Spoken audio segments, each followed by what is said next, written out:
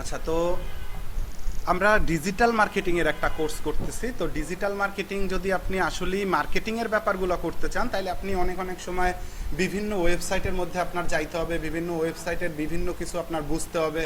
তো আমরা আসলে আমাদের কোর্স মডিউলটা এমনভাবে সাজানো, একেবারে বেসিক পার্ট থেকে। আজকে আমাদের কোর্সের প্রথম ক্লাসে আমাদের কি দেখেন, আমাদের কি আছে। আমরা সবাই মোটামুটি বেসিক কম্পিউটারের নলেজ আছে। বেসিক কম্পিউটার নলেজ বলতে আমি আপনার এমন কিছু বুঝাই নাই যে আপনি মাইক্রোসফট ওয়ার্ডে ঢুইকা আপনার ওয়ার্ডে টাইপিং অনেক স্পিড থাকতে হবে, আপনার এক্সেলে আপনি মনে করেন যে ওই বিভিন্ন যে বেতনের শিট টিট বানায় সেই ফর্মুলা আপনার জানা লাগবে। ওইগুলো আসলে কিছুই না। আপনার জানতে হবে যে আসলে কম্পিউটারটা ব্যবহার করে কিভাবে। আমি রিফ্রেশ দিতেছি, আমি কোনো ফোল্ডারে যাইতেছি, আমি কোনো ফোল্ডার থেকে ডাউনলোড থেকে আমার যেগুলো দেখার আমি সেগুলো দেখতে পারতেছি। মোস্ট ইম্পর্টেন্ট যেটা জানা দরকার যে আমি গুগলে সার্চ দিয়া, যেমন গুগলে আমি একটা আমার সাপোজ মনে করেন যে আমি একটা মোবাইল কিনবো, মোবাইল ফোন, তো আমি গুগলে সার্চ দিতে পারি বেস্ট মোবাইল ফোন লেখা। তো এইগুলা যে কিওয়ার্ড লেখা সার্চ দিলে তারপরে যে এই ওয়েবসাইটগুলো আসে, এই ওয়েবসাইটগুলোর মধ্যে থেকে আমি বিভিন্ন ইনফরমেশন পাই, এইগুলা মোটামুটি আপনি যদি বোঝেন তাইলে আসলে আপনি এই কোর্সটা করতে পারেন। ঠিক আছে, তাহলে এইগুলো তো মোটামুটি একটা সবাই বোঝার কথা যে আমি এই ওয়েবসাইটগুলোয় ঢুকি কেন, এই যে ওয়েবসাইটগুলো আমার সামনে আসছে, এই ওয়েবসাইটে গিয়ে আমি ইনফরমেশন পাই অনেক, যে বেস্ট মোবাইল ফোন কোনটা, এই মোবাইলে কি আছে, ডিটেলস কি, এইগুলো সম্পর্কে আমরা জানতে পারি, তাই না? তো আমরা গুগলে কিন্তু এছাড়া মনে করেন আপনার আর কিছুই লাগে না। আর এমনিতে আমরা তো মোটামুটি সবাই ফেসবুক ব্যবহার করি, বা ফেসবুকের মধ্যে যা আসে একটা ফেসবুক অ্যাকাউন্ট ক্রিয়েট করা, এগুলো তো সবাই পারি, তাই না? এইটুকু আপনি জানলে আপনার জন্য এই কোর্স করার জন্য ওকে। আর আপনার ওই টাইপিং স্পিড মানে হাই অনেক লেভেলের এইগুলো কিচ্ছু লাগবে না। আপনি মোটামুটি এইখানে টাইপ করতে পারলেই হয়েছে, যে আপনার লেখা দরকার আপনি টাইপ করতে পারলেই হয়েছে। ওকে, তো আমাদের এই বেসিক কম্পিউটার নলেজ বলতে আমরা ওইটাই বুঝাইছি যেটার এমএস অফিস বা ইন্টারনেট ব্রাউজিংটা আপনার মোটামুটি বুঝলেই হবে। আমাদের এই কোর্সটা হলো প্রফেশনাল ফ্রিল্যান্সিং কোর্স। আর আমরা এই কোর্সের মধ্যে স্কিল হিসেবে যেটা শিখতেছি সেটা হলো ডিজিটাল মার্কেটিং, যে আমরা ডিজিটাল মার্কেটিংয়ের স্কিল দিয়ে আমরা ফ্রিল্যান্সিং করব। আর আমরা সবাই পরিচয় দিতে পারি we are freelancer.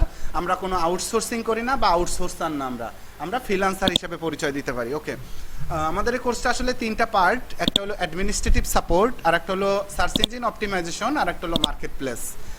Administrative support এই পার্টটার মধ্যে কি আমরা শিখবো। অ্যাডমিনিস্ট্রেটিভ সাপোর্ট যদি আপনি চিন্তা করেন, একটা এই সাতরং সিস্টেমের সামনে যে রিসিপশনিস্ট জব করে, উনি একজন অ্যাডমিনিস্ট্রেটিভ সাপোর্টের কাজ করতেছে। কিভাবে কাজ করতেছে, যে মনে করেন যে কেউ আসতেছে, তার ফোন নাম্বারটা কালেক্ট করে রাখতেছে, কারোর সাথে তার মানে বিভিন্ন কোর্স সম্পর্কে সে ডিটেলসগুলো বলতেছে, বা কাউরে সে ফোন কইরা সে বিভিন্ন টাইপের ইনফরমেশনও দিতেছে। তো এই টাইপের যে মনে করেন ইনফরমেটিভ কাজগুলা বা অফিসিয়াল যে অফিসের মানে ঊর্ধ্বতন কর্মকর্তার হেল্প হয় এমন টাইপের কাজ করে যারা, তারা আসলে অ্যাডমিনিস্ট্রেটিভরে সাপোর্ট করার জন্য যে কাজগুলো করে, তারা অ্যাডমিনিস্ট্রেটিভ সাপোর্ট টাইপের কাজগুলো করে।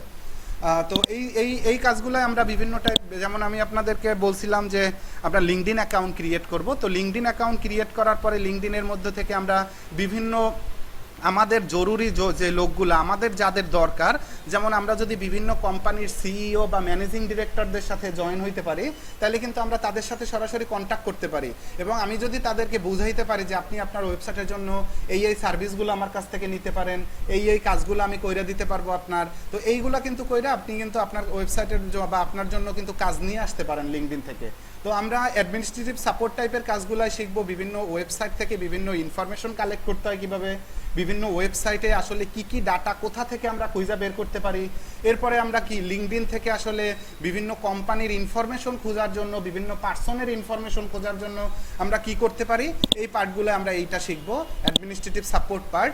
এরপরে আসতে হলো সার্চ ইঞ্জিন অপটিমাইজেশন বা এসইওর পার্টে শিখবো আমরা একটা ওয়েবসাইট বানানোর শুরু থেকে একেবারে ওয়েবসাইট থেকে আর্নিং জেনারেট করা পর্যন্ত যে প্রসেসটা আছে। যেমন একটা ওয়েবসাইট বানানোর আগেই মাথায় চিন্তা করতে আমি কোন নিশ নিয়ে ওয়েবসাইটটা বানাবো। নিশ বলতে বোঝানো হয় আমি যে টপিক্সটা নিয়ে আমি ওয়েবসাইটটা বানাই। যেমন আমি আপনাদের একটু আগে কয়েকটা টপিক্স বলছিলাম যে মানে আমাদের এই পরের ক্লাসের স্টুডেন্টরা এই টপিক্সে ওয়েবসাইটগুলো বানাইছে। যেমন টেকনোলজি বলছিলাম, ট্রাভেলের ওয়েবসাইট বানাইছে সেটা বলছিলাম। তো এই যে মানে টপিক্স নিয়ে ওয়েবসাইটগুলো বানায় সেইগুলারে বলা হয় আসলে নিশ। তো এই যে নিশ, কোন নিশে আপনি ওয়েবসাইট বানাইলে আপনি খুব দ্রুত র্যাঙ্ক করতে পারবেন, যারা র্যাঙ্কিংয়ে আছে তারা কতটা শক্তিশালী ওয়েবসাইট, তাদেরকে আপনি পিছনে ফালাইতে পারবেন কিনা, তো ফালাইতে গেলেও আপনার কি কি করণীয়, এই সার্চ ইঞ্জিন অপটিমাইজেশনের মধ্যে ওয়েবসাইট বানানোর শুরু থেকে শেষ পর্যন্ত সম্পূর্ণ একেবারে ডিটেলস সহ থাকে। ঠিক আছে, তো এই দুইটা পার্ট ছাড়াও আমরা সোশ্যাল মিডিয়া মার্কেটিং শিখি। সোশ্যাল মিডিয়া মার্কেটিং বলতে যে Facebook marketing, Twitter, Instagram, Pinterest বা আমরা রেডিট মার্কেটিং, এই যে মার্কেটিংগুলো আছে এই মার্কেটিংগুলো আমরা শিখি। এই মার্কেটিংগুলো শেখা খুবই জরুরি, কারণ আমি যদি একটা ওয়েবসাইট এখন বানাই, আজকেই আমার ওয়েবসাইট থেকে ইনকাম আসবে না, আমার ওয়েবসাইট থেকে ইনকাম আসতে সময় লাগবে, কারণ আমি ওয়েবসাইটটা বানাইছি একটা কিওয়ার্ড বেস করে, ওই কিওয়ার্ডে আমার ওয়েবসাইট তো গুগলে র্যাঙ্ক করার জন্য কাজ করতে হবে। তারপরে আমার ওয়েবসাইট যখন গুগলে র্যাঙ্ক হবে তখন আমার ওয়েবসাইট থেকে ইনকাম জেনারেট হওয়া শুরু করবে। তো ইনকাম জেনারেট হওয়ার আগ পর্যন্ত কি আমি কোনো ইনকাম করতে পারবো না? না, আমি ইনকাম যাতে করতে পারি সেই কারণে আমি সোশ্যাল মিডিয়া মার্কেটিং দেখবো, আপনাদের মানে সোশ্যাল মিডিয়া মার্কেটিং দেখাবো, যাতে সোশ্যাল মিডিয়া মার্কেটিংয়ের মাধ্যমে আপনি যে কোনো একটা নর্মাল ওয়েবসাইট বানাইও ওই ওয়েবসাইটের মধ্যে সোশ্যাল মিডিয়া দেওয়া ট্রাফিক জেনারেট করে খুব দ্রুত একটা ইনকাম নিজে আপাতত মনে করেন যে আপনি ফ্রিল্যান্সিং করার জন্য, চলার জন্য যে ইনকামটা দরকার আপনি যাতে কইরা মার্কেটে টিকা থাকতে পারেন। ঠিক আছে, কারণ আপনি মনে করেন যে আমি যে স্কিলগুলো আমি এখানে আপনাদের দেখাইতেছি এই স্কিলগুলো আমি মানে বড় বড় যে ইগুলো আছে প্রতিষ্ঠানগুলো আপনারা হয়তো বা অনেক সময় শুনে থাকবেন যে ওই লোক ফ্রিল্যান্সিং করে, ও তো মাসে 10 লাখ টাকা ইনকাম করে, কারণ ওই 10 লাখ টাকা ইনকাম করতেছে, ওর একটা সোর্স পাইয়ে গেছে। এখন আপনিও যে শিক্ষা 10 লাখ টাকা ইনকাম করবেন, আসলে ব্যাপারটা ওই রকমের না। ব্যাপারটা হইলে এই রকমের যে আপনি যেমন উনি হয়তো বা কোনো মার্কেট প্লেসে কাজ করতেছে, যেমন মার্কেট প্লেস বলতে বোঝানো হয় যে এখান থেকে আসলে কাজটা পাওয়া যায়। তো আপনি সাপোজ এই ডিজিটাল মার্কেটিং এর স্কিল নিছেন, এসইওর স্কিল নিছেন, আপনি মার্কেট প্লেসে ঢুকছেন, আপনি কাজ পাইয়াও গেছেন, মনে করেন আপনার কপাল অনেক ভালো, আপনি কাজটাজও পাইয়ে গেছেন। তো ওই লোক এই রকমের হয়তো বা কাজ পাইয়ে গেছে, উনি ওনার ক্লায়েন্ট আছে কিছু, ওই ক্লায়েন্ট থেকে উনি কাজ টাজ পায়, অ্যান্ড আপনি ঢুকলেই যে আপনি কালকেই ওই ক্লায়েন্ট পাবেন, আপনি কালকেই যে কাজটা পাইয়ে যাবেন, আসলে ব্যাপারটা সেই রকমের না। তো আমরাও মার্কেট প্লেসে আমি আপনাদের দেখাবো যে আসলে মার্কেট প্লেস থেকে ইনকামগুলো করতে হয় কীভাবে, আপওয়ার্ক, ফাইবার বা freelancer.com এই মার্কেট প্লেসগুলো কীভাবে কাজ করতে হয় এগুলো আমি আপনাদের দেখাবো। তবে আপনি মার্কেট প্লেসগুলোয় খুব দ্রুত কাজ পাবেন না, আপনার অনেক সময় দিতে হবে। একটা আপনি যদি চিন্তা করেন যে আমিও একটা লোক দিয়ে কাজ করাবো, আপনি একটা ওয়েবসাইটের, আপনার ওয়েবসাইটের জন্য একটা লোক হায়ার করে কাজ করাবেন, কারণ আপনিও কি চাবেন যে নতুন কাউরে দিয়ে আমি এই কাজটা করাই? আপনি নিজেও কিন্তু চাবেন না ব্যাপারটা। ঠিক তেমনি ব্যাপারটাই হয় মার্কেট প্লেসে গিয়ে, আপনারও এইরকম এই কারণে কাজ দেয় না। আগে স্কিল ডেভেলপ করতে হবে, আপনার কাজ করতে হবে। তো আমার ব্যাপারটা হইলো এই রকমের, আমি আপনাদের এমন কোনো স্কিল দিতেছি না যে আপনি শুধু আপওয়ার্ক, ফাইবারের উপরেই নির্ভরশীল থাকতে হবে। আমি কিন্তু আপনারে বলছি আপনি অ্যাডমিনিস্ট্রেটিভ সাপোর্ট শিখতেছেন, আপনি একটা ওয়েবসাইট বানানোর যে প্রসেস A to Z সম্পূর্ণ এই ক্লাসের মধ্যেই আমি করাই দেখাই দিই যে একটা ওয়েবসাইট A to Z বানানোর প্রসেস থেকে শুরু করে আপনি আমার সাথেই একটা ওয়েবসাইট বানাই ফেলতেছেন। তো এই যে ফুল প্রসেসটা আপনি আমার সাথে করতেছেন, এটা কিন্তু চাইলে ক্লায়েন্টেরও করতে পারতেছেন এবং আপনার জন্য তো আপনি করতেই আছেন। তো আপনার জন্য যেহেতু করতেছেন, আপনি ক্লায়েন্টেরও সাপোর্ট দিতে পারতেছেন, ক্লায়েন্টের কাজ না পাইলেও আপনি চলার জন্য যেটা দরকার সেটা কিন্তু আপনার হয়ে যাইতেছে। তো হয়তো বা আপনার প্রথম দিকে একটু বেশি কষ্ট করতে হবে, কারণ প্রথম দিকে আপনার ক্লায়েন্টের জন্য ওয়েট করতে হবে, নিজের কাজও করতে হবে, এই কারণে নিজের একটু বেশিই কষ্ট করতে হবে, কারণ ক্লায়েন্ট পাইয়ে গেলে আবার তখন কম কষ্ট করলে হবে। আচ্ছা, তো আমরা এই পার্টগুলার ছাড়াও সোশ্যাল মিডিয়া মার্কেটিংয়ের পার্টগুলা থেকে আমি আপনাদেরকে বলছিলাম যে আমি আপনাদেরকে ইউটিউব মার্কেটিংয়ের যে পার্টটা আছে, ইউটিউব মনিটাইজেশন বা ফেসবুক মনিটাইজেশন, আপনার নিজের কোনো কন্টেন্ট থাকলে সেই নিজের কন্টেন্টের মাধ্যমে কিভাবে আর্নিং করতে পারেন বা অন্যের কন্টেন্ট ইউজ করে কিভাবে আপনি আর্নিং করতে পারবেন, সেই প্রসেসটা আমরা এই সম্পূর্ণ লার্নিং পার্টের মধ্যে আমরা রাখছি। তো আমাদের আসলে মোট হাইলাইটস পার্ট হইলো এইগুলা, যে এইগুলো আসলে খুবই ইফেক্টিভ এবং প্রফেশনাল পার্ট। এইগুলার আপনি কাজ জানলে যে কোনো মার্কেট প্লেস ছাড়াও আপনার প্রচুর ডিমান্ড থাকে মার্কেটের মধ্যে। আচ্ছা, তো সার্চ ইঞ্জিন কি, আমরা এটা তো বুঝছি যে আমরা কি কি এই মানে পার্টগুলো তো আমরা বুঝছি যে কি কি থাকে এই পার্টের মধ্যে। ওকে, তো আমাদের ক্লাস 1-এ সার্চ ইঞ্জিন কি আমি আপনাদের একটু বোঝাই। সার্চ ইঞ্জিন আমি যে এইখানে ব্রাউজিং করতেছি, আমি যে এখানে কোনো কিছু লেখা সার্চ দিতেছি, যেমন ক্যাট ফুড রিভিউ লেখা সার্চ দিলাম, এই একটা কিওয়ার্ড, এই যে কিওয়ার্ড লেখা আমি গুগলে সার্চ দিছি, এই আমি সার্চ দেওয়ার পর আমি রেজাল্ট পাইতেছি। যেখানে আমি কোনো কিছু লেখা সার্চ দেওয়ার পরে আমি যে রেজাল্টটা, কাঙ্ক্ষিত রেজাল্টটা পাই, সেইটারই বলা হয় একটা সার্চ ইঞ্জিন। তো তো অবশ্যই অর্থবোধক কিছু সার্চ দিতে হবে। আপনি ইচ্ছা হয়েছে এই সার্চ দিয়ে দিচ্ছেন, এইটা তো আসলে না ব্যাপারটা। আপনি অর্থবোধক ক্যাট ফুড রিভিউ লেখা সার্চ দিচ্ছেন, গুগল বুঝছে যে আপনি ক্যাট ফুড কিনতে চান, এখন গুগল থেকে আপনি ক্যাট ফুড কিনছে মানুষ, তাদের রিভিউ দেখতে চান, এই কারণে এই কিওয়ার্ডটা লেখা সার্চ দিচ্ছেন।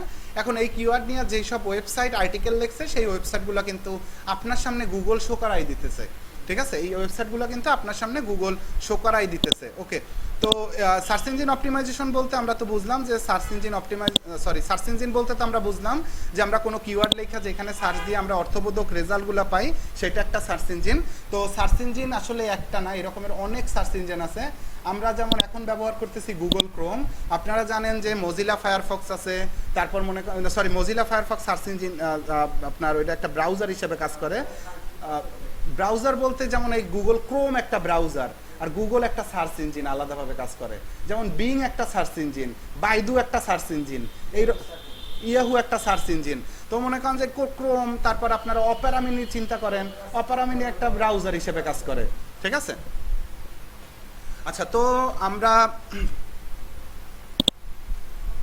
সার্চ ইঞ্জিন বলতে বুঝলাম যে আমরা যেখানে কোনো একটা কিওয়ার্ড লেখা সার্চ দিয়া অর্থবোধক কোনো কিছু পাই সেইটারে আমরা সার্চ ইঞ্জিন বলি। তো সার্চ ইঞ্জিন অপটিমাইজেশন বলতে কি বোঝায়? এই যেমন গুগল একটা সার্চ ইঞ্জিন, আপনারা জানেন। তো গুগলের নিজস্ব কোনো তো নিয়ম কানুন আছে, যে আপনি একটা ওয়েবসাইট নিয়ে গুগলের কাছে আইনা দিলেন, দিয়ে বললেন যে আমার ওয়েবসাইটটা তুমি র্যাঙ্ক করে দাও। গুগল তো আর র্যাঙ্ক করবে না।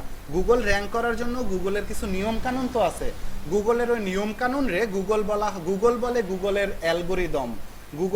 গুগলের যে নিয়ম কানুন র্যাঙ্কিংয়ের, যেমন আপনি একটা ওয়েবসাইট বানাইছেন, যে ওয়েবসাইটটায় আর্টিকেল লিখছেন ক্যাট ফুড রিভিউ নিয়ে, সেই আর্টিকেলটায় আপনিও তো চান এইখানে আসতে, গুগলের 1 নাম্বার র্যাঙ্কিংয়ে আসতে।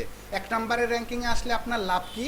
আপনার লাভ হইলো এইখান থেকে মানুষ ট্রাফিকটা আপনার ওয়েবসাইটে যাবে, এবং আপনার ওয়েবসাইটে যদি অ্যাড থাকে অ্যাড দেখবে, আপনার ওয়েবসাইটে যদি প্রোডাক্টটা সেল করার চান্স থাকে তাহলে মানুষ কিনবে, এবং সেইখান থেকে আপনার ইনকাম জেনারেট হইতেছে, তাই না? আপনার ট্রাফিক জেনারেট করতে পারলে আর্নিংয়ের সোর্সের অভাব নাই, আপনি যদি ওয়েবসাইটে ভিজিটর আনতে পারেন। আচ্ছা, তো সার্চ ইঞ্জিন বলতে যেহেতু আপনি বুঝতেছেন যে কোনো কিছু লেখা সার্চ দেওয়ার পর আপনার কাছে কোনো রেজাল্ট নিয়ে আসে সেটা সার্চ ইঞ্জিন। আর গুগলের যেমন এই সার্চ ইঞ্জিনের যে নিয়ম কানুনগুলো আছে, সেই নিয়ম কানুনগুলো মাইনা আপনি যদি আপনার ওয়েবসাইটটারে অপটিমাইজ করেন, সেই অপটিমাইজটারে বলা হয় সার্চ ইঞ্জিন অপটিমাইজেশন। মানে নিয়ম কানুন মাইনা আপনার ওয়েবসাইটটারে সাজানোর যে নিয়ম কানুনটা আছে। গুগল তো 200 র্যাঙ্কিংয়ের ফ্যাক্টর দিয়ে রাখছে, বলছে যে ওয়েবসাইট তার ওয়েবসাইটের আর্টিকেলের টাইটেলে কিওয়ার্ড রাখবে, তারে আমি র্যাঙ্কিংয়ের ফার্স্টে রাখার ট্রাই করব। গুগল বলছে এই রকমের নিয়মের মধ্যে যে আর্টিকেলের টাইটেলে কিওয়ার্ড থাকবে তারে র্যাঙ্কিংয়ে 1 নম্বরে দিব। তো এই যে আর্টিকেলের টাইটেলে কিওয়ার্ড থাকবে, সেই ওয়েবসাইটের র্যাঙ্কিংয়ে 1 নম্বরে দিবে, এটা তো একটা নিয়ম, মানে এটা গুগলের একটা অ্যালগোরিদম। তো এই অ্যালগোরিদমটা যদি আপনি মানেন তাইলেই তো আপনার র্যাঙ্কিংয়ে উপরে দিবে। তো আপনি যে মানছেন, আপনি করছেন অপটিমাইজ। তো আপনি যে অপটিমাইজ করছেন এই কারণে আপনার ওয়েবসাইটটা গুগলে এখন দ্রুত র্যাঙ্ক করবে। তো সার্চ ইঞ্জিন অপটিমাইজ বলতে সার্চ ইঞ্জিনের যে নিয়ম কানুন মাইনা আপনার ওয়েবসাইটটারে আপনি ঠিকঠাক করারই অপটিমাইজেশন বলা হয়। ক্লিয়ারলি বুঝতে পারছেন আপু? আপনি কি বুঝছেন? তো সার্চ ইঞ্জিন বলতে নর্মাল সার্চ ইঞ্জিন, আমরা যেখানে সার্চ দেই। আর অপটিমাইজ বলতে ওই সার্চ ইঞ্জিনের নিয়ম কানুন মাইনা আমার ওয়েবসাইটটা যদি আমি বানাইতে পারি, সেটারে বলা হয় অপটিমাইজ করে আমি ওয়েবসাইটটা বানাইলাম, মানে সার্চ ইঞ্জিন অপটিমাইজেশন করলাম। ওকে, তো আমি সার্চ ইঞ্জিন বুঝাইলাম এবং অপটিমাইজেশনও বুঝাইলাম। এখানে কিছু ওয়েবসাইটের এই ওয়েবসাইটটার মধ্যে কিছু সার্চ ইঞ্জিনের নাম আছে, যেখান থেকে আপনি চাইলে, আপনি দরকার নেই আমাদের দেখার, কিন্তু আপনি চাইলে দেখতে পারবেন যে গুগল ছাড়া, ইয়াহু ছাড়া, বিং ছাড়া আরও অনেক সার্চ ইঞ্জিন আছে। সাইডে আবার ঝামেলা করে। আচ্ছা, তো আমরা সার্চ ইঞ্জিন এবং সার্চ ইঞ্জিন অপটিমাইজেশন তো বুঝছি, তাই না? ওকে, এখন দেখেন, আপনি যখন, তো আমরা যেহেতু ডিজিটাল মার্কেটিং করব, তো আমরা জানি যে ডিজিটাল মার্কেটিংয়ের যে ওয়েটা, মানুষ যেখানে বেশি থাকে সেইখানে যদি আপনি মার্কেটিং করতে পারেন, তাহলে তো আপনার অবশ্যই প্রোডাক্ট সেলের রেশিও বেশি থাকবে। তো আমরা তো জানি গুগল মানুষ বেশি ইউজ করে, 90%-এর বেশি মানুষ গুগল ইউজ করে। তো আমরা যে ওয়েবসাইট এসইও নিয়ে কাজ করি, আমাদের মূল টার্গেট থাকে গুগলে র্যাঙ্ক করা।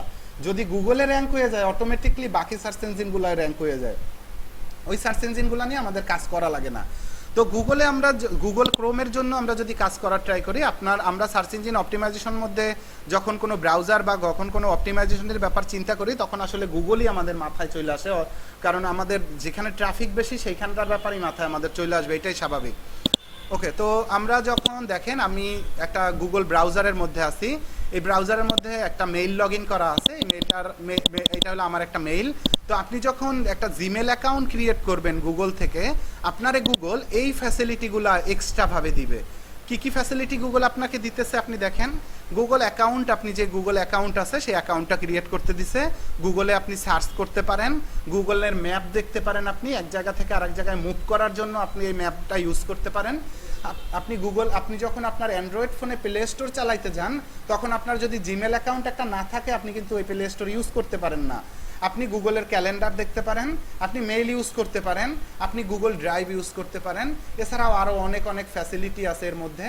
তো আমাদের এইখানে খুবই দরকার হলো গুগল ড্রাইভটা। গুগল ড্রাইভটা আমাদের, এখন আমি আপনাদের গুগল ড্রাইভটাই বোঝাবো। গুগল ড্রাইভ এইটা কি আসলে। আমি গুগল ড্রাইভের মধ্যে গেলাম, গুগলের কিন্তু অনেক ফ্যাসিলিটি, তার মধ্যে আমি ড্রাইভের মধ্যে আসলাম। আচ্ছা, গুগল ড্রাইভে যখন আপনি আসলেন, গুগল থেকে আপনি জিমেল অ্যাকাউন্টটা ক্রিয়েট করার পর ড্রাইভে গুগল থেকেই আপনার 15 জিবির স্পেস দিবে। আপনারা হয়তো বা পেন ড্রাইভ ইউজ করে থাকেন। পেন ড্রাইভ ইউজ করলে কি হয়, আপনি কিন্তু এক জায়গা থেকে আরেক জায়গায় ডাটা ট্রান্সফার করতে পারেন। আপনি সাপোজ একটা ফাইল আপনি এইখান থেকে নিয়ে যাবেন আপনার বাসায়, তো আপনি কিন্তু পেন ড্রাইভ ইউজ করে একটা ফাইল নিয়ে যেতে পারেন, তাই না? তো আমরা যদি পেন ড্রাইভটার ব্যবহারটা না করে আমরা গুগল ড্রাইভটার ব্যবহারটা করি, গুগল থেকে আমরা তো 15 জিবির জায়গা দিতেই আছে। তো এই 15 জিবির জায়গায় আমি যদি একটা সাপোজ এই ক্লাসে যা করছি সেই ভিডিওটা আমি এই ড্রাইভের মধ্যে নিয়ে যাব, তো আমি কেমনে নিতে পারি? আমি দেখেন এখান থেকে যদি এই প্লাসে ক্লিক করলাম, নিউ ফাইল আপলোডে ক্লিক করলাম, এইখান থেকে যদি আমি একটা ফাইল, যেমন এটা হলো এই ক্লাস আর্টিকেল, ক্লাস ওয়ার্ডপ্রেস, আমি যদি ক্লাস আর্টিকেলের এইটা ক্লিক করি, এই ক্লিক করলাম, দেখেন এখন কিন্তু আমার এই ক্লাস আর্টিকেল এই ভিডিওটা কিন্তু আমার এখানে আপলোড হয়ে যাইতেছে। এই আমার নিচে এখানে দেখেন আমার এই ক্লাস আর্টিকেলের এই ভিডিওটা কিন্তু আপলোড হয়ে যাইতেছে। তো এখানে যে আপলোড হয়ে যাইতেছে, আমি কিন্তু এই 15 জিবির জায়গা থেকেই কিন্তু আমার এই জায়গাটা দিতেছে ওরা। তো আমি যদি এই ফাইলটা আমি ঢাকা না, আমি যদি রাজশাহী গিয়া বা আমি যদি সিঙ্গাপুর গিয়াও এই মেইলটা লগ ইন করি শুধুমাত্র, তাহলে কিন্তু আমার এই ভিডিওটা কিন্তু আমি ওইখানে গিয়েও আমি ওপেন করতে পারবো এবং আমি দেখতেও পারবো। আমার কিন্তু একটা পেন ড্রাইভ টানা লাগে নাই, আমার এই পেন ড্রাইভটা মনে করেন যে এখান থেকে ডাটাটা ট্রান্সফার করা লাগে না, কোনো কিছুই করা লাগে না। তো আমি কিন্তু এই ড্রাইভের মধ্যেই আমার এই ফাইলটা আপলোড হইতেছে, আমি ফাইলটা বিশ্বের যে কোনো জায়গা থেকে আমি কিন্তু ইউজ করতে পারবো। তো আমরা জানলাম যে একটা গুগল ড্রাইভ যদি আমি ইউজ করি, আমি 15 জিবির জায়গা পাই এবং জায়গা থেকে আমি কিন্তু আমার যে কোনো ফাইল টাইল ইউজ করতে পারি। তো আমি এখন আপনাদের দেখাবো এর মধ্যে আপনি কিভাবে ফাইল ক্রিয়েট করবেন, ফোল্ডার ক্রিয়েট করবেন এবং এটারে কিভাবে ব্যবহার করবেন সেটা দেখাবো। এমনিতে তো আপনি বুঝছেন যে এই ড্রাইভটা আসলে কি এবং ড্রাইভে মানুষ কিভাবে ফ্যাসিলিটি পায়, এটা তো বুঝছেন। হ্যাঁ, আপনি আপনার যে কোনো ফাইল, ভিডিও, আপনি ছবি, আপনার ইম্পর্টেন্ট কোনো ডকুমেন্টস আপনি চাইলে আপনার ড্রাইভের মধ্যে রাখা দিতে পারেন, সুরক্ষিত থাকবে। হ্যাঁ, ওকে, তো আমি এখানে যদি দেখেন আমি প্লাসে ক্লিক দেই, প্লাসে ক্লিক দিলে আমি কিন্তু নিউ ফোল্ডার ক্রিয়েট করতে পারি। আমি যদি চাই যে আপনারা আপনারা যদি ইউজ করে থাকেন, ওইটার কি বলে আপনার এসএসডি কার্ড বা মেমোরি কার্ড ইউজ করেন আপনার মোবাইলের মধ্যে, দেখেন মেমোরি কার্ডের মধ্যে ঢুকলে আপনি আবার ফোল্ডার বানাইতে পারেন। ফোল্ডারের মধ্যে আপনি ঢুকে আপনি যে কোনো ফোল্ডারের মধ্যে যে কোনো কিছু রাখতে পারেন। এই ফ্যাসিলিটিগুলো আপনি সব এইখান থেকে পাবেন। আমি যদি নিউ ফোল্ডার ক্রিয়েট করি, নিউ ফোল্ডারের আমি একটা নাম দিলাম আসিফ বিএসএল দিলাম, ধরেন এই ফোল্ডারটার নাম, আমি এই ফোল্ডারের একটা নাম দিলাম, যাতে আমি অনেকগুলো ফোল্ডার ক্রিয়েট করলে সব ফোল্ডারে একটা নাম দিলে তো আমি চিনতে আমার সুবিধা হবে, তাই না? তো আমি এই দেখেন আমার অনেকগুলো ফোল্ডারের মধ্যে, এর মধ্যে আসিফ বিএসএল নামের এই ফোল্ডারটাই বানাইছে এই মাত্র, এবং আমি এর মধ্যে ডাবল ক্লিক করে চলে গেলাম। এর মধ্যে আমি যা যা রাখবো আমি এই ফোল্ডারের মধ্যেই থাকবে সব, ঠিক আছে? তো আমি যদি এর মধ্যে আমি দেখেন এর মধ্যে আমি ফাইল আপলোড দেই, ডিরেক্ট কোনো ফোল্ডার কম্পিউটার থেকে আপলোড দেই, আমি যদি মনে করেন যে একটা ডক ফাইল আপলোড দিতে চাই সেটাও কিন্তু আমি দিতে পারি, যেমন এই ওয়ার্ডের কোনো ফাইল, এই মনে করেন এক্সেল পাওয়ার পয়েন্টের কোনো ফাইল, যা আমি ইচ্ছা তাই আপলোড দিতে পারি এখান থেকে। হ্যাঁ, এই প্লাসে ক্লিক দিলেও আপনি এই ফাইল আপলোড করতে পারবেন, রাইটে ক্লিক দিলেও অনেক সময় রাইটে ক্লিক ওই সামনে থেকে আসে না, তো তখন আপনি এই প্লাসে নিউ প্লাস ক্লিক দিলেই হবে এই বাম পাশে।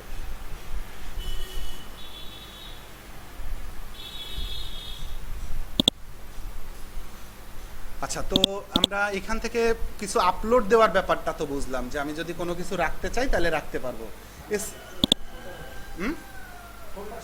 হ্যাঁ, হ্যাঁ, আপনি ডিরেক্ট ফোল্ডারও দিতে পারবেন, এই ফোল্ডার আপলোড, তাহলে আপনার কাছে ফোল্ডারই দেখাবে সরাসরি। হ্যাঁ, ফোল্ডার সরাসরি দেখাবে। আপনি যদি এইখানে ফোল্ডারটা আপলোড দিয়া, যেমন এই ভিডিওটা আপনি মনে করেন, যদি এই ভিডিওটা আমি এইমাত্র আপলোড, আচ্ছা আমি এটা দেখাইতেছি। না, ইমেলে ফোল্ডার যাবে না, অনেক বড় ফাইল যাইতে চায় না, বেশি বড় ফাইল, মানে বড় কোনো যদি থাকে, যদি সাইজ বড় থাকে, বেশি থাকে, তাইলে যাইতে চায় না। হুম।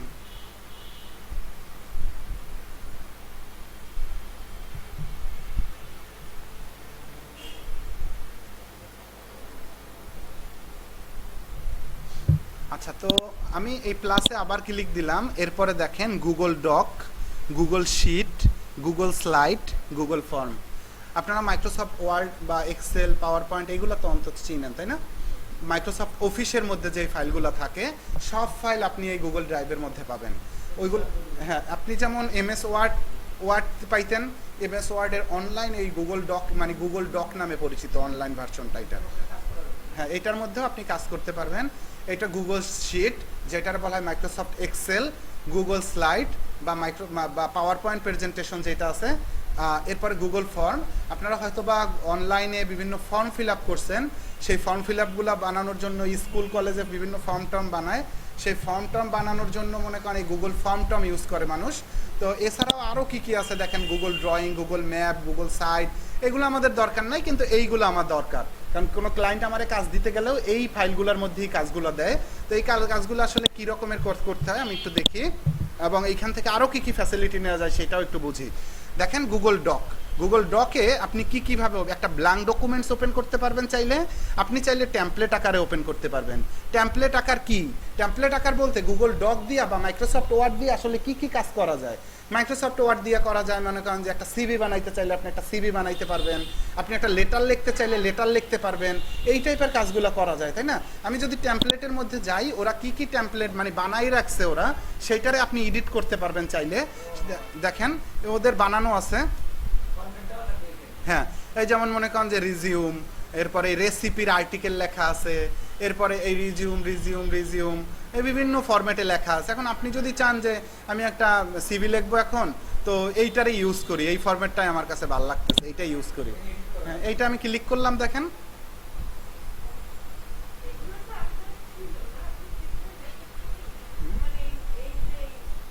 এটা দেখাইছিলাম আপনাদের ক্লাসে, মানে ওই যে একটা ভিডিও দিছিলাম।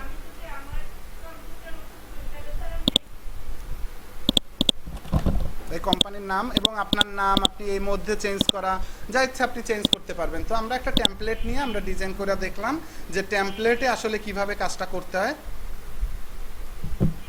ওকে, এরপরে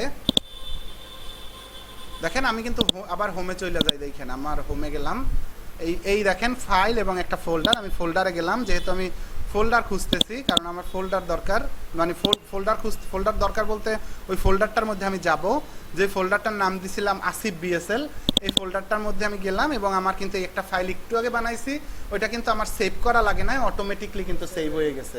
এইটা আপনি সুবিধা পাবেন, কারেন্ট গেলেও সমস্যা নাই, আপনি যতটুকু লিখবেন ততটুকু অটো সেভ, আপনার সেভ করা লাগবে না কিছু। ওকে, আমি এখন দেখাই হলো গুগল বাংলা টাইপ।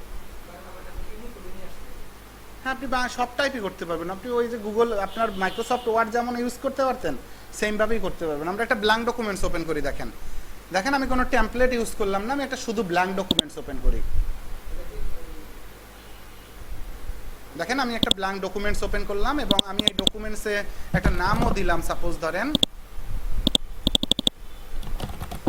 একটা নামও দিলাম। এখন আপনি আপনার ডকুমেন্টসে যেভাবে ইচ্ছা আপনি লিখতে পারেন, কিন্তু যা ইচ্ছা আপনি লিখতে পারেন, এবং আপনি এইখানে দেখেন আপনার যেমন মাইক্রোসফট ওয়ার্ডের মধ্যে যা ফ্যাসিলিটি আপনি পাইছেন, সব ফ্যাসিলিটি কিন্তু আপনি এখানে পাইতেছেন। তো আপনার কিন্তু কোনো অসুবিধাই নাই এখানে কাজ করতে, এবং অটো সেভ। দেখেন আমি কিছু লেখার সাথে সাথে এই সেভিং লেখা আসে এখানে, অটো সেভ, আমার কিছু সেভ করা লাগবে না, অটো সেভ। ভাই গেটটা লাগাই দেন।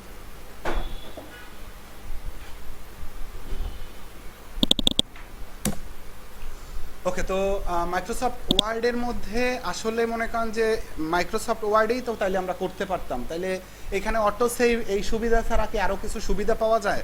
হ্যাঁ, আরও সুবিধা পাওয়া যায়। এখানে শেয়ারিংয়ের সুবিধাটা সব থেকে বড় সুবিধা। দেখেন, আমি যদি একটা ফাইল এখানে লিখি, এখানে একটা ফাইল লিখলাম এবং এই ফাইলটারে আমি শেয়ার কইরা দিতে চাই আপনার কাছে, এই দেখেন ডান পাশে শেয়ার অপশন আছে, আমি শেয়ার কইরা দিতে চাই আপনার কাছে, শেয়ারে ক্লিক করলাম এবং আমি যদি আপনার মেইলটা এখানে লিখে, সাপোজ আপনার মেইল হলো এইটা, আমি মেইলটা লিখলাম এবং মেইলটা লেখা আমি এখানে এই মেইল আবার কিন্তু লিখতে পারি চাইলে @gmail.com, আমি যতগুলো ইচ্ছা মেইল লিখতে পারি চাইলে এখানে, এই আমি কাইটা ফেলি, যেহেতু একটা মেইল আমি একটু পাঠাই আপনাদের দেখাই। ওকে, মেইল দিলাম এবং আমি চাইলে এখানে কিছু লেখাও দিতে পারি, চাইলে লেখা দিতে পারি, না লিখলেও সমস্যা নেই, আমি সেন্ড করে দিতে পারি। এখন এই মেইলটা যার কাছে, এই মেইলটা যার, তারে আমি এই ফাইলটা পাঠাই দিতেছি এবং তারে আমি পারমিশন দিতেছি যে আপনি এই ফাইলে এডিট করতে পারবেন। দেখেন, তারে আমি এখানে এডিট অপশন আছে, তাই না? এখন আমার এখানে আরও কি কি অপশন আছে দেখেন, এডিট ছাড়াও ভিউয়ার আছে, কমেন্টার আছে এবং এডিটর, তিনটে অপশন টোটাল। আমি যদি ভিউয়ার দেই এবং এখন সেন্ড করে দেই, তাইলে এই ফাইল ঠিকই তার কাছে যাবে, সে শুধু এই ফাইলটা দেখতে পারবে, এই ফাইলে কিছুই করতে পারবে না, ফাইলটা শুধু পড়তে পারবে বা দেখতে পারবে।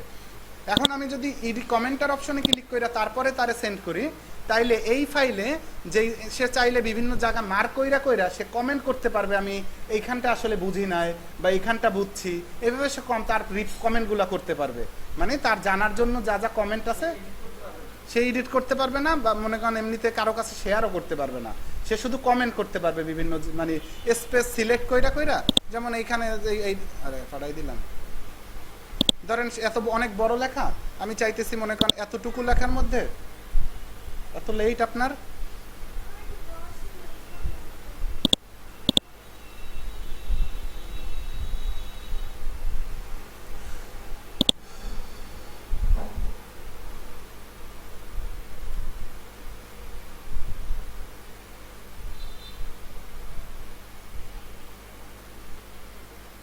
আচ্ছা এই আপুর পিসিটা দেখেন আর আপনার পিসিটা অন করেন।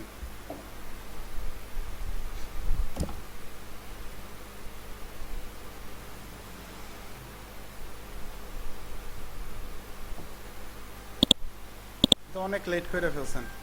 আচ্ছা দেখেন, এখন তো আমরা এখান থেকে যখন কমেন্টার অপশন দিয়ে তার কাছে শেয়ার করব, তখন সে যে কোনো লেখার উপরে সে চাইলেই কমেন্ট করতে পারবে এবং বইলে দিতে পারবে আমি এখান থেকে বুঝি না এই জিনিসটা কি, এইরকমের সে কমেন্ট করতে পারবে যার কাছে আমি পারমিশনটা দিব। আচ্ছা, এরপরে লাস্ট যেই পারমিশনটা ছিল সেই পারমিশনটা আমি চাইলে কিন্তু এই যে কমেন্টের অপশন তারে পাঠাইছি, আমি চাইলে পরবর্তীতে তারে আবার এডিটরও করতে পারবো, সেটা পরে করতে চাইলে আপনি করতে পারবেন, ভিউয়ার করতে চাইলে ভিউয়ার করতে পারবেন, সেটা আপনার উপর ডিপেন্ডেবল। আবার অ্যাক্সেস রিমুভও করে দিতে পারবেন যে আমি তার আর অ্যাক্সেস রাখবো না। ওকে, এরপরে আমি আবার যদি দেখেন আমি পাঠাই এবং আমি যদি এখান থেকে তারে ভিউয়ার কমেন্টার না দিয়ে সরাসরি এডিটর দেই, তাইলে এই ফাইলের মধ্যে সে সব কিছু করতে পারবে। সে আমার লেখা কাটতে পারবে, সে নতুন লেখা লিখতে পারবে, সে মনে করেন যে অন্য আরেকজনের, আমি এই ফাইলটা সাপোজ মনে করেন যে 100 জনের কাছে শেয়ার করলাম এডিটর হিসেবে, 100 জনই তাইলে এই ফাইলের মধ্যে এডিট করতে পারবে, একেবারে সেম টাইমে চাইলে সেম টাইমে করতে পারবে। তো আমি যদি এখানে তার এডিটর অপশনে ক্লিক করে এবং সেন্ড করে দেই, তাইলে সে এই ফাইলের মধ্যে সব করতে পারবে। কিন্তু আমি যদি এই সেটিংসের উপরে ক্লিক কইরা এরপরে যদি এই টিক দুইটা উঠাই দেই, এই দেখেন আমি এই টিক দুইটা উঠাই দিলাম, তাইলে হইল কি editor can change permission and share, মানে এডিটর যারে আমি এডিটর পারমিশন দিব সে তো সব করতে পারবে বলছিলাম, তাই না? এখন সে সব লেখা লিখতে পারবে কিন্তু কাউরে শেয়ার দিতে পারবে না। যেমন আমি চাইলেই তো আপনার কাছে শেয়ার দিতে পারি এই ফাইল, তাই না? কিন্তু এই এডিটর কোনো কারোর কাছে পারমিশন শেয়ার করতে পারবে না। এবং ভিউয়ার এবং কমেন্টার যারা আছে তারা এই ফাইল ডাউনলোড, কপি বা প্রিন্ট করতে পারবে না, শুধু দেখতে পারবে। বুঝতে পারছেন ব্যাপারটা? মানে আপনি যদি চান যে আমার এই ফাইল কাউরে আমি ডাউনলোড দিতে দিব না, আমি কাউরে কপি করতে দিব না, তাহলে আপনি এই টিক দুইটা যদি উঠাই ফেলেন, তাহলে এই ফাইল কেউ কপি করতে পারবে না, ডাউনলোড করতে পারবে না। এবং এডিটরের এই ফাইল উঠাই দিলে এডিটর সব করতে পারবে, কিন্তু এডিটরের কোনো ঝামেলা নাই। কিন্তু এডিটর এই দুইটা কাজ এইটা করতে পারবে না, কাউর পারমিশন চেঞ্জ করতে পারবে না। আচ্ছা, তাইলে শেয়ারের ব্যাপারটা কি আমরা বুঝছি? আচ্ছা, তাইলে আমরা বুঝলাম যে একটা মেইলে যদি আমি কারোর কাছে শেয়ার দেই, শেয়ার দিলে তারে কি কি উপায়ে শেয়ার দিতে পারি সেটা বুঝলাম না? আপনি কি বুঝছেন আপু? আচ্ছা, তো এই আমি একজন একটা মেইল মানে মেইল আলাদা আমি শেয়ার না দিয়ে আমি আর কিভাবে করতে পারি এখান থেকে দেখেন, আমি কোনো মেইলে শেয়ার দিব না, আমি একেবারে ডিরেক্ট ফাইলটা কাইটা ফেললাম এবং শেয়ার অপশনে ক্লিক করলাম। ক্লিক করার পরে দেখেন জেনারেল অ্যাক্সেস লেখা এবং নিচে লেখা রেস্ট্রিক্টেড। জেনারেল অ্যাক্সেসের ব্যাপারটা কি, যে এই ফাইলটা আমি কপি করলাম লিঙ্ক, এবং আমি এই লিঙ্কটারে অন্য আর একটা ব্রাউজারে ওপেন করে আপনাদের একটু দেখাবো। এই ফাইলটা দেখেন ওপেন হয় না কিন্তু ফাইলটা, আমি কিন্তু ফাইলের লিঙ্কটা ওইখান থেকে নিয়ে আসছি এবং আমারে বলতেছে যে এই ফাইল আপনার কাছে ওপেন হবে না, আপনার এই ফাইল যদি ওপেন করতে চান আপনার পারমিশন লাগবে, অ্যাক্সেসের পারমিশন, আপনি এই ফাইলের এইখানে কিছু লেখা রিকোয়েস্ট করেন অ্যাক্সেসের জন্য, সেটা বলতেছে, তাই না? এখন আমি যদি দেখেন এইখান থেকে এই রেস্ট্রিক্টেড অপশনটা উঠাইয়া আমি যদি এনিওন উইথ দ্য লিঙ্ক কইরা দেই, যে এই ফাইলের লিঙ্ক যার কাছেই থাকবে সেই এই ফাইলের মধ্যে ঢুকতে পারবে, আমি এইটা কইরা যদি এখন ডান কইরা দেই, এখন আপনি যদি দেখেন এই ফাইলের মধ্যে যাই, এখন এটা রিলোড দেই, দেখেন এই ফাইলের মধ্যে আমি কিন্তু অটোমেটিকলি আইসা পড়লাম, কারণ এনিওন উইথ দ্য লিঙ্ক কইরা দিছি, তাই না?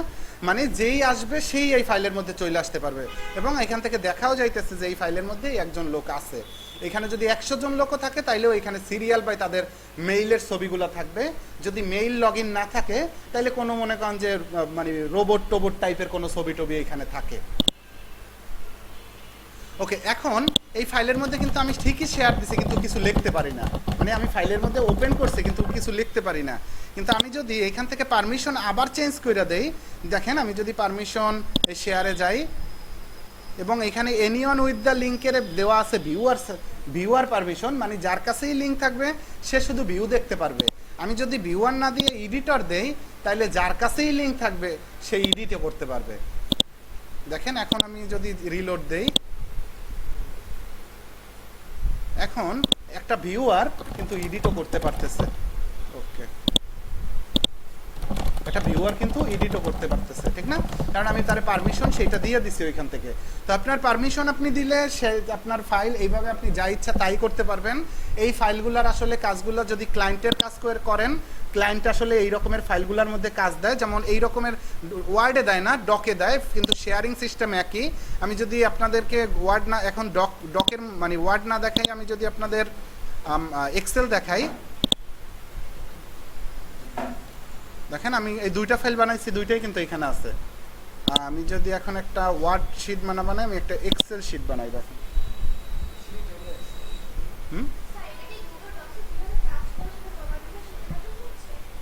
না না আমরা এটা ব্যবহার দেখতেছি, আমরা তো পরবর্তীতে এগুলো ব্যবহার করব না, তো ক্লায়েন্টের কাজের জন্য বা নিজের কাজের জন্য তো ব্যবহার করব, এই কারণে এটার ভিতরে কিভাবে ব্যবহার করতে হয় সেটা দেখতেছি। রেকর্ড, হ্যাঁ রেকর্ড আজকে থেকে আমি আপনাদের দিব।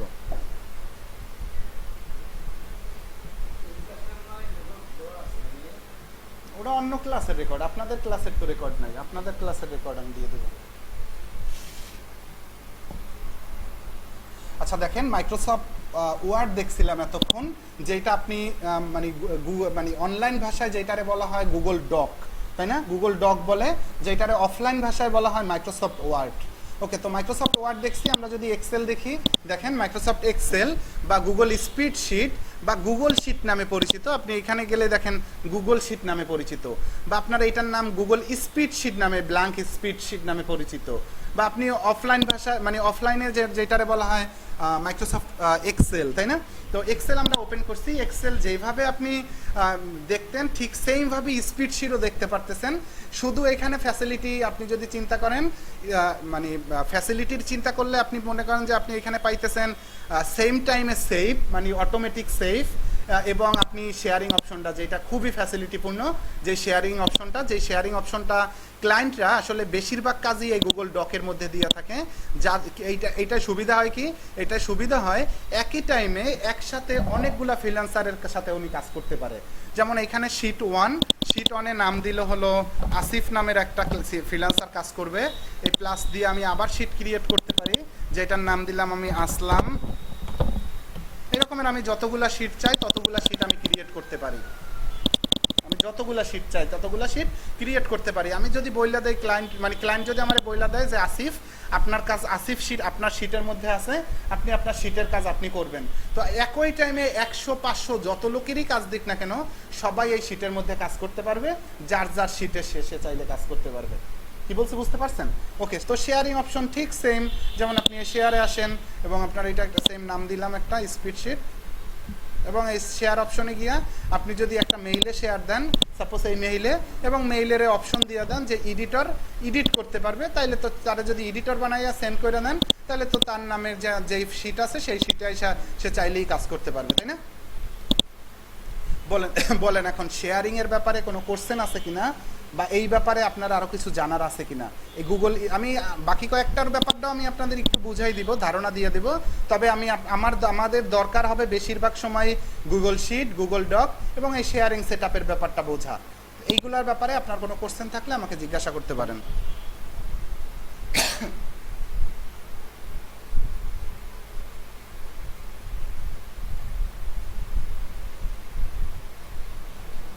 কি আপু বুঝছেন আপনি?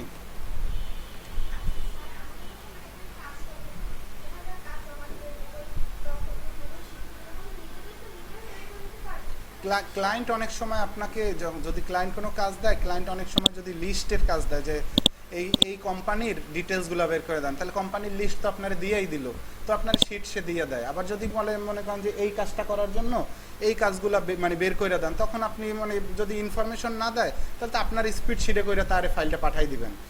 হ্যাঁ, যদি তার বানানো শিট থাকে, মানে ক্লায়েন্টই ওইগুলো বইলা দেয় যে আমার শিট আছে বা আপনি করেন, এভাবে আপনার বইলা দিবে সবই।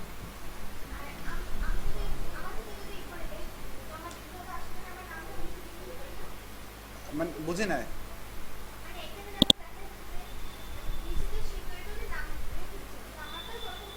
ক্লায়েন্ট যদি আপনার সাথে শুধু একার সাথেই কাজ করে, তাহলে তার নাম লেখার দরকার নাই।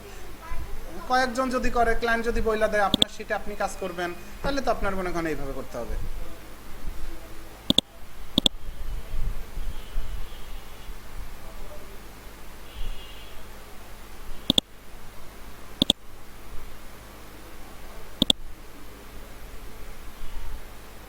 আচ্ছা, তো আমরা দেখছি হলো মাইক্রোসফট ওয়ার্ড, মাইক্রোসফট এক্সেল বা গুগল ডক বা গুগল স্প্রেডশিট, এই দুইটা আমরা দেখছি। এখন আপনারা যদি চান আমি অবশ্যই এগুলোর ব্যাপারে আপনাদের একটু হিংস দিয়ে দিতেছি, তবে আমাদের ফ্রিল্যান্সিংয়ের কেরিয়ারে এগুলো আসলে ওইভাবে লাগে না।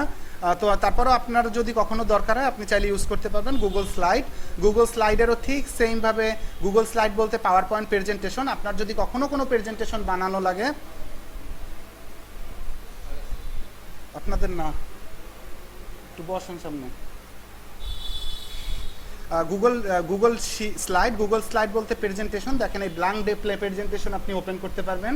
আর আপনি যদি চান যে আমি ব্ল্যাঙ্ক প্রেজেন্টেশন না, ফ্রম প্রেজেন্টেশনের টেমপ্লেট ইউজ করব, দেখেন হিউজ টেমপ্লেট এখানে বানানো আছে, যে হ্যাঁ নমুনা বানানো আছে, যেখানে আমি একটু আগে যে আপনাদের এডিট করে একটা দেখাইলাম না, যে গুগল ডক ফাইল, ঠিক তেমনি আপনি চাইলে যেমন ওদের আপনার স্লাইড আপনি আপনার মতো করে এডিট করে আপনি বসাই দিতে পারবেন।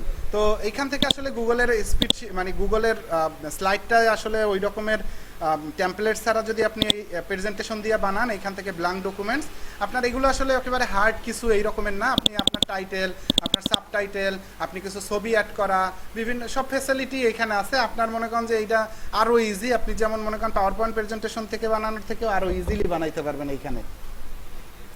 তো এখান থেকে আপনারা যদি আপনার দরকার হয় কখনো পাওয়ার পয়েন্ট প্রেজেন্টেশন বানানো টানানো, আপনি চাইলে এখান থেকে বানাইতে পারেন।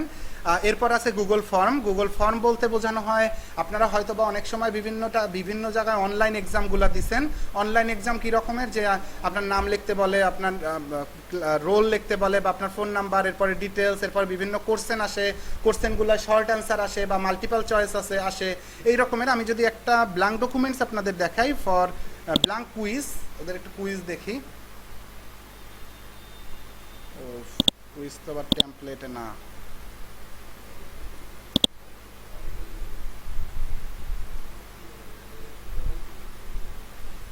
দেখেন আপনি সাপোজ মনে করেন আপনার কলেজের স্টুডেন্টদের আপনি ইনফরমেশন কালেক্ট করবেন, এই রকমের আপনার মনে করেন এই কন্ট্যাক্ট ইনফরমেশন বা বিভিন্ন এক্সাম নেবেন, তো এইগুলো থেকে আসলে আপনি চাইলে নিতে পারেন। কন্ট্যাক্ট ইনফরমেশনের এই বক্সটা আমি আপনাদের দেখাই। একটা ব্ল্যাঙ্ক মানে একটা টেমপ্লেট নিলাম। টেমপ্লেটের এইখানটায় আপনার ওরা নাম দিছে কন্ট্যাক্ট ইনফরমেশন, এরপর একটা বক্স আছে যেখানে আপনি চাইলে আপনার এই কন্ট্যাক্ট ইনফরমেশনের জন্য যা ডিটেলস বলা লাগবে মানুষকে সেই ডিটেলসগুলো এখানে বইলা রাখতে পারবেন।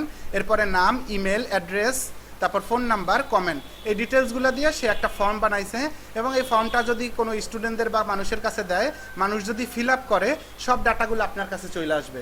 তো এইটা হলো একটা মানে আপনার কন্ট্যাক্ট ফর্ম। আপনি যদি চান যে আমি একটা প্রশ্ন বানাবো এটা থেকে, যেমন ব্ল্যাঙ্ক ডকুমেন্টস আপনি বানাইলেন হলো এক্সাম 1, এই এক্সাম 1 দিয়ে একটা এক্সাম নেবেন, এখানে বইলা দিলেন যে এই এক্সামটা 30 মিনিটের 30টা কোশ্চেন থাকবে, প্রত্যেকটার মান এত, এইটা মনে করেন ডিসক্রিপশনে আপনি চাইলে এখানে বইলা দিতে পারেন, ঠিক আছে। এরপরে আপনার কি কোশ্চেনের প্রথম তো আপনি কোশ্চেন ওইভাবে দেয় না, নাম টাম দিতে হয় আগে, তো এই নেম দিলেন, আপনি এই নেম দিলাম এবং এইটা একটা শর্ট অ্যান্সার এবং আমি এইটারে রিকোয়ার্ড করে দিলাম যে নেম মাস্ট তার ফিল আপ করতেই হবে, যেগুলো আমি রিকোয়ার্ড দিয়ে রাখবো সেগুলো তার ফিল আপ করতেই হবে। তো এই নেমে রিকোয়ার্ড দিলাম এবং আমি সামনে এই প্লাস আবার দিলাম। এরপরে নেমের পর আসে ধরেন ক্লাস রোল বা আমি রোল দিলাম, এই রোল দিয়েও আমি এখানে শর্ট অ্যান্সার এবং রিকোয়ার্ড করে দিলাম। ওকে, এইভাবে আপনি আপনার কোশ্চেনগুলো লিখতে পারেন। এরপরে আপনি এখন লিখলেন হোয়াট ইজ এসইও, একটা কোশ্চেন দিলেন। এখন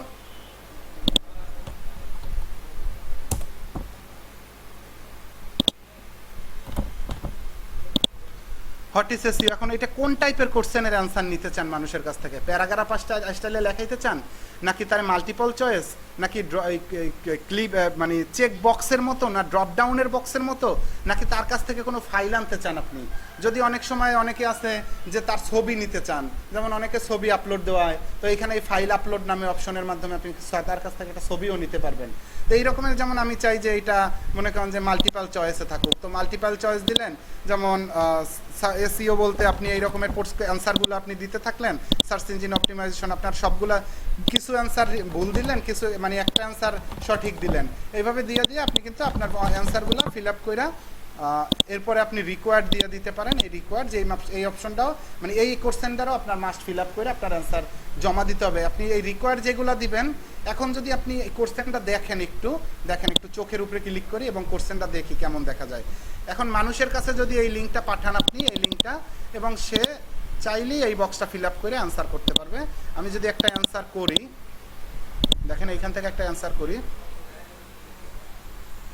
এই যেমন নেম চাইছে, রোল চাইছে, এরপরে আমার এই হোয়াট ইজ এসইও এটা চাইছে, আমি এইটা দিলাম এবং সাবমিট করে দিলাম।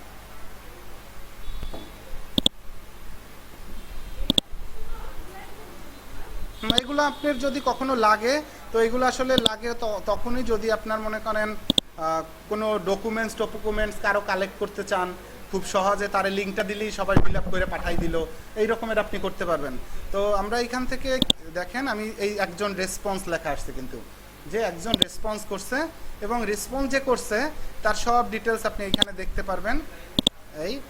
এইখান থেকে কোশ্চেনগুলো দেখতে পারবেন, সামারি দেখতে পারবেন, এবং আপনি যদি চান এইটার একটা ডক মানে ওয়ার্ডে এক্সেলে ওপেন করে দেখতে, এক্সেলে ক্লিক করলাম এবং আমি একটা স্প্রেডশিট বানাই নিলাম। আমার কাছে তো একজনে রিপ্লাই দেবে না, রিপ্লাই দেবে তো 200 জন লোকে, তো 200 জন লোক তো আমি এরকম আলাদা আলাদা দেখতে পারবো না। তো আমি আলাদা আলাদা দেখার জন্য আমি কিন্তু এইখানে যদি ওই স্প্রেডশিটটা বানাই, যত লোক সাবমিট করবে, যেই কয়টাই করবে, যারা যা অ্যান্সার দিবে, রোল কত, অ্যান্সার কি, আরও অ্যান্সার থাকলে সবগুলোর রিপ্লাই আমি এখানে পাইতাম, ঠিক আছে।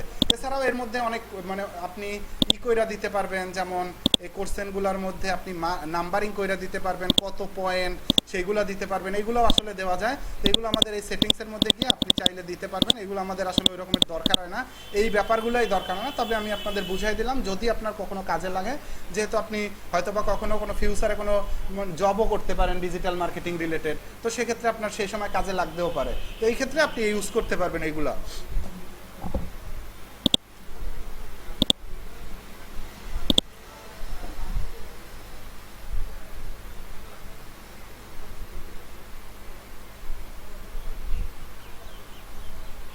আচ্ছা, তাহলে আপনারা বুঝছেন যে আপনার গুগলে আমি যদি একটা মেইল থাকে তাইলে আমি এই ফ্যাসিলিটিগুলো পাই, এবং এই ফ্যাসিলিটির মধ্যে গুগল ড্রাইভে ঢুকে আমি কি কি ফ্যাসিলিটি পাই এবং সেই ফ্যাসিলিটিগুলো আসলে ইউজ করতে হয় কিভাবে, সেগুলো কি বুঝতে পারছেন? আমার যে করে দরকার, আমাদের দরকার বলতে এর মধ্যে থেকে আরও এই যেমন এই আমরা এইটা ইউজ করব, তারপরে এই মিট তো আমরা জানি অনলাইনে ক্লাস করার ক্ষেত্রে মিট ইউজ করে মানুষ, এগুলো আমাদের যা যা দরকার হবে আমরা আসলে বুঝে ফেলবো। স্লাইড কিন্তু ওইখান থেকে দেখে আসছি, স্লাইড কিন্তু এইখানেও আছে, ঠিক না? তো এইভাবে আপনার এইগুলোর মধ্যে যা যা দেখতেছেন সব আমাদের দরকার নাই, যেগুলো দরকার আমরা সবই ব্যবহার করব। আচ্ছা, তো এখন যেটা বুঝাইতেছি সেটা হলো এক্সটেনশন। এক্সটেনশন কি? এক্সটেনশন বলতে আসলে বোঝানো হয় আপনারা প্লে স্টোর ইউজ করেন, প্লে স্টোরের মধ্যে আপনি অনেক অনেক হাজার হাজার অ্যাপস দেখেন, অ্যাপসগুলোর মধ্যে আপনি কিন্তু সব অ্যাপস ইউজ করেন না। আপনি কিন্তু জানেন যে ইমোতেও কথা বলা যায়, হোয়াটসঅ্যাপেও কথা বলা যায় এবং মেসেঞ্জারেও কথা বলা যায়। আপনি কিন্তু একজন লোকের সাথে তিন উপায়ে কিন্তু সেম টাইমে কথা বলতে পারেন না, আপনার কিন্তু যে কোনো একটা ওয়েতে কথা বলতে হয়, তাই না? তো এই যে অ্যাপসগুলো আপনি দেখতে পারতেছেন, অ্যাপসগুলো কিন্তু এক এক টাইপের ফ্যাসিলিটি আপনারা দিতেছে। গুগল ক্রোম যেহেতু আমরা ব্যবহার করতেছি, গুগল ক্রোমের মধ্যেও এই রকমের অ্যাপস ইউজ করা যায়, যে অ্যাপসগুলোর নাম গুগল ক্রোমের ভাষায় এক্সটেনশন হিসেবে পরিচিত। আপনি যদি এই এক্সটেনশনগুলো অ্যাড করেন আপনার গুগল ক্রোমে, তাহলে আপনি এই যে বিভিন্ন টাইপের ফ্যাসিলিটিগুলো আছে,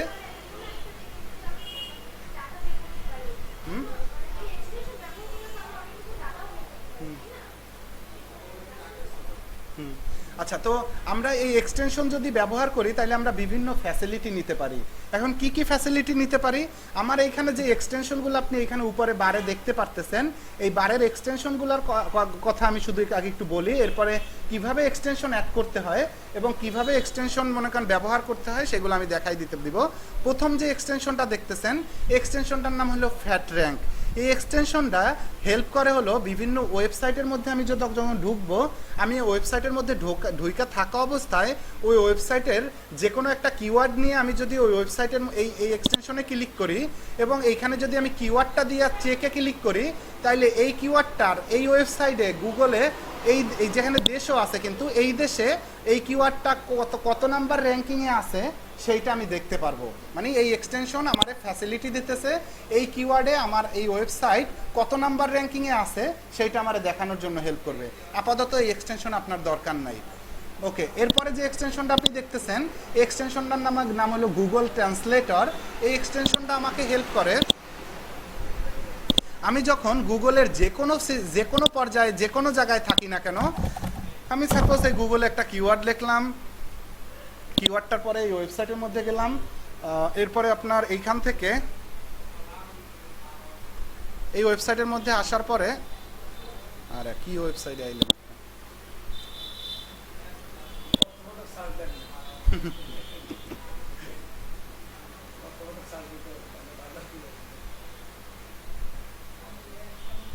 দেখেন আমি এইখান থেকে আমার যে কোনো জায়গায় থাকা অবস্থা আমি ক্লিক করে রাইট বাটনে ক্লিক করলে আমার গুগল ট্রান্সলেটর নামে একটা বার চলে আসে, যেখান থেকে আমি খুব সহজেই যে কোনো ল্যাঙ্গুয়েজ আপনার আরবি থাক, উর্দু থাক, ফার্সি থাক, যে কোনো ভাষারই থাকুক না কেন, আপনি খুব সহজে ট্রান্সলেটের এইখানে চলে আসতে পারবেন এবং আপনার যে কোনো ভাষায় ট্রান্সলেটও করে আপনি আপনার কাঙ্ক্ষিত রেজাল্টটা দেখতে পারবেন।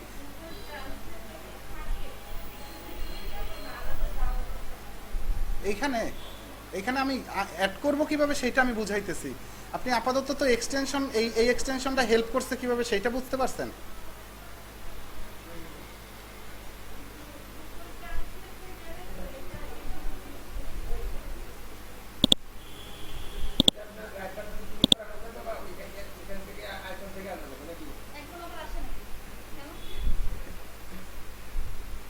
দেখেন ফোন দেন আপু। আচ্ছা, এইটা বলছি আমি যদি এই এক্সটেনশনটা আমার গুগল ব্রাউজারে অ্যাড করি, অ্যাড করার পরে আমি যে কোনো জায়গায় থাকা অবস্থায় যে কোনো ল্যাঙ্গুয়েজে আমি সিলেক্ট করলে আমি গুগল ট্রান্সলেটের এই বারটা পাবো। আপনার পিসিতে নাই, আমি অ্যাড করছি দেখে আমার এইখানে আছে। আমার তো আনতে হবে, আমি তো আপনারা আনা শিখাবো, আমি তো আগে বুঝাইতেছি ওরা আপনারা কিভাবে হেল্প করে। না আপনার কিছুই নাই, আপনার পিসিতে কিছুই নাই এগুলো এখন, এই আপনার গুগল ব্রাউজারেও নাই। তো আমি যখন এই মার্ক করলাম, এখন আমি মনে করেন যে যে কোনো ল্যাঙ্গুয়েজ, এটা ইংলিশ থাকুক, উর্দু থাকুক, ফার্সি থাকুক, আমি এখানে ক্লিক করলেই আমার এইখানে এই জায়গায় নিয়ে আসবে এবং আমি যে কোনো ভাষা এখানে এই আরোর উপরে ক্লিক দিলে আপনি যে কোনো ভাষায় ট্রান্সলেট করতে পারবেন। এখানে সব ভাষা আছে, ঠিক আছে? ওকে, এইখানে আছে গ্রামারলি। এই এক্সটেনশনটা অ্যাড করার কারণে আমি গুগল ক্রোমের যে কোনো জায়গায় থাকা অবস্থায়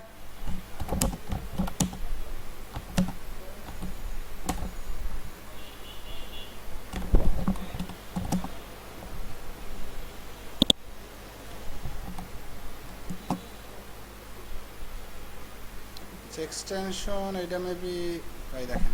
আচ্ছা গুগল এই যে আমি গ্রামারলি এক্সটেনশনটা দেখতেছেন, গ্রামারলি এটার নাম।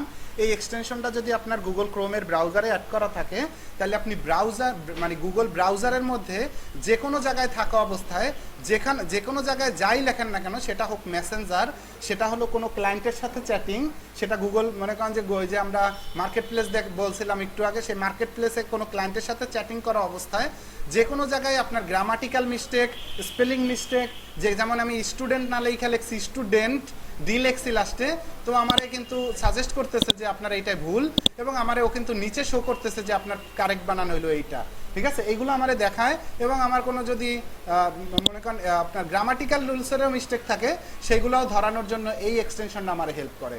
তো এক্সটেনশন আসলে কিভাবে হেল্প করে সেটা তো বুঝতে পারছেন, বিভিন্ন টাইপের এক্সটেনশন আছে।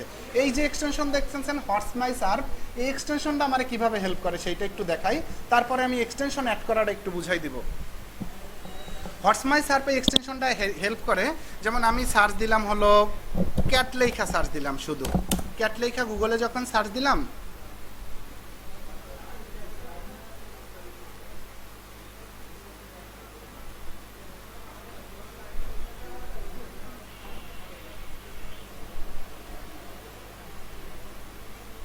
এখানে এক্সটেনশনটা লগ ইন করা নয়, লগ আউট করা। তো এক্সটেনশনটা যদি লগ ইন করা থাকতো, এইখানে আমি সার্চ দেওয়ার পরে এখানে সার্চ ভলিউম শো করতো। আপনারা হয়তো বা আমি আপনাদের কোনো ক্লাসে দেখাইছিলাম যে সার্চ ভলিউম শো করে কিওয়ার্ডের সামনে, এইখানে সার্চ ভলিউম শো করে, যেটার বলা হয় সিপিসি। সিপিসি বলছিলাম না, র্যাঙ্কিং যে করে কিওয়ার্ডের, এইখানে সার্চ রেজাল্ট শো করে। আমি নেক্সট দিন এইটা দেখাই দিব না, এক্সটেনশনটা অ্যাড করেই। তো আপাতত এখানে এই যে এক্সটেনশনটা হেল্প করা হইলো এই কিওয়ার্ডটায়, মানে যেই দেশ আমি টার্গেট সিলেক্ট করব, সেই দেশে কতজন লোক সার্চ দেয়, সেই কত মানে মান্থলি অ্যাভারেজ, সেইটা আসলে দেখানোর জন্য হেল্প করে এই এক্সটেনশনটা, ঠিক আছে। তো আমরা এক্সটেনশন আসলে কিভাবে অ্যাড করব? ওয়ালাইকুম আসসালাম, বসেন। আচ্ছা, এই এক্সটেনশনটা আপনি কিভাবে অ্যাড করবেন দেখেন। আপনি এই 3 ডট বাটনে যদি ক্লিক দেন, গুগল ক্রোমে থাকা অবস্থায় 3 ডট বাটনে, এরপরে যদি এখান থেকে এক্সটেনশনে আসেন, এক্সটেনশনে ক্লিক করার পরে ম্যানেজ এক্সটেনশন থেকে এখানে আমি যে এক্সটেনশনগুলো অ্যাড আছে সেই এক্সটেনশনগুলো এখানে আছে। আপনি চাইলে এখান থেকে যেটা না লাগবে রিমুভও কইরা ফেলতে পারবেন, যেমন এই এক্সটেনশনটা আমি চাই না, রিমুভ।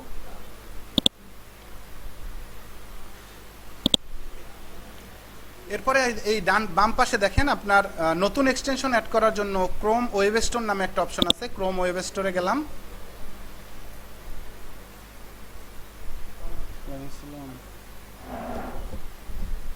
এই দেখেন এইখানে কিন্তু অনেকগুলো এক্সটেনশন আছে। তো এই অনেক এক্সটেনশনগুলোর মধ্যে আপনার যে এক্সটেনশনটা দরকার, যেমন আমার দরকার গ্রামারলি বা গুগল ট্রান্সলেটর, বা মনে করেন যে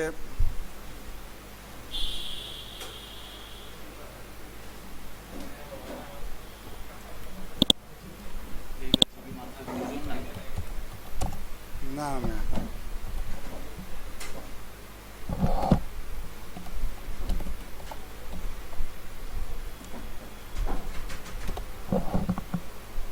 এই গুগল ট্রান্সলেটর লেখা সার্চ দিছি, গুগল ট্রান্সলেট এক্সটেনশন এখানে আসছে। আমি এখানে ক্লিক করলে যদি আমার এখানে যদি ইনস্টল লেখা আসছে, মানে আমার এটা ইনস্টলড আছে। আমার যদি ইনস্টল না থাকতো, যেমন আমার এইটা ইনস্টল নাই, গুগল ট্রান্সলেটরের কিন্তু এক্সটেনশন একটা না অনেকগুলো এক্সটেনশন আছে। গুগল মানে বিভিন্ন কোম্পানির অনেক সেম এক্সটেনশনই আছে। আমি কিন্তু এক্সটেনশন অ্যাড করছি এইটা। যদি আপনি নতুন কোনো এক্সটেনশন অ্যাড করতে চান, এক্সটেনশনের উপরে ক্লিক করবেন, ক্লিক করার পরে অ্যাড টু ক্রোম লেখা আছে উপরে, এই অ্যাড টু ক্রোমের উপরে ক্লিক করবেন, তারপরে অ্যাড এক্সটেনশনে ক্লিক করবেন।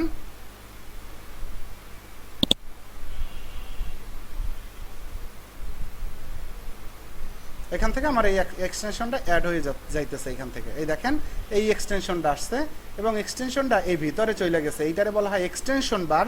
এক্সটেনশন বারের উপরে যদি আমি ক্লিক করি, এই এক্সটেনশনটা অ্যাড করছিলাম, এটার আমার পিন করে দিতে হবে।